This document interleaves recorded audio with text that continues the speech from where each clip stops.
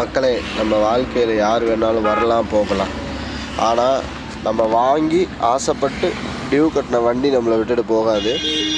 நம்மளை லவ் பண்ணுறேன்னு சொல்ல ஒரு பொண்ணு பேசி வந்தாப்புல, அவங்களே தான் லவ் பண்ணாங்க. நான் வேணான்னா அவங்க தான் லவ் பண்ணாங்க, நீ வேணும்னு சொன்னாங்க.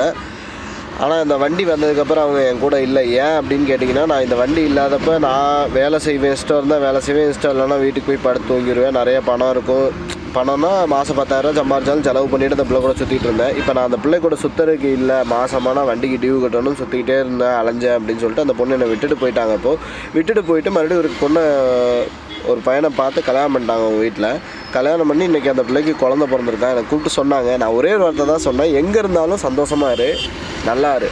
ஏன்னா என்னை விட்டுட்டு போய் நீ கஷ்டப்படுவேன்னு நினச்சாதான் எனக்கு வருத்தமாக இருக்கும். அந்த பிள்ளை நல்லா இருக்காங்க அப்படின்னு தெரிஞ்சதுமே எனக்கு ஓகே, சந்தோஷமாக தான் இருக்குது. நல்லா இருக்கட்டும், எங்கே இருந்தாலும் அந்த பிள்ளை நல்லா இருக்கணும்.